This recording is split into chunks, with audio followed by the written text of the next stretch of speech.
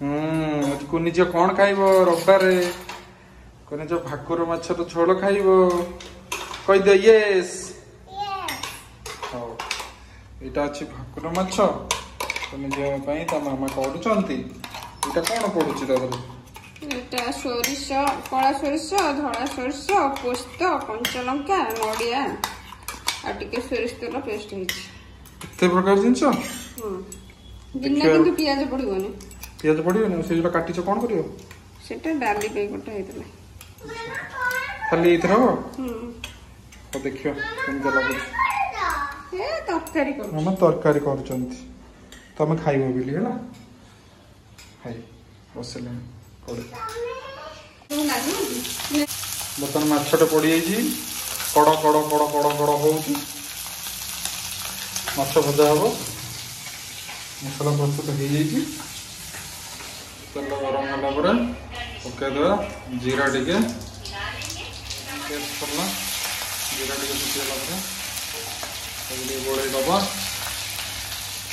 टिके नाली गला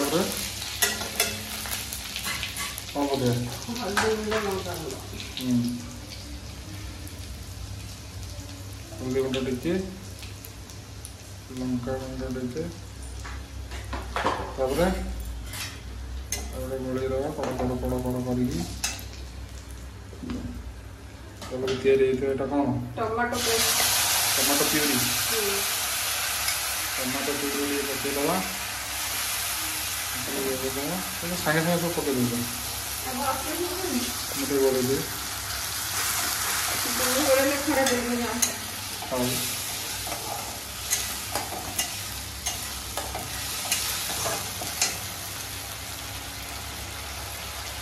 स्वाद अनुसार कौन पकड़ नमक पकड़ गोड़ेला कि मसला तैयारी मूल को कही मसला कौन कौन सब धड़ा सोरिष कड़ा सोरिष पोस्त कंचा लंका आ तेल नडिया नडिया गोड़ दबा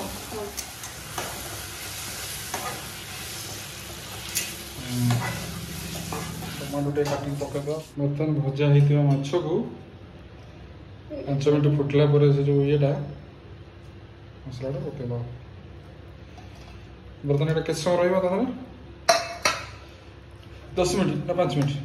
5-6 मिनट पर ओल्हे प्रस्तुत हो किसी अलग मसला किसी पड़े मुंड फुंड कि पड़े ठीक अच्छे बर्तमान तरकारी प्रस्तुत हो गला टप टप टप टप टप टप हो फुटुची बर्तमान ओह्ला ओह्लैकी आम टेस्ट करवा केमती लगुच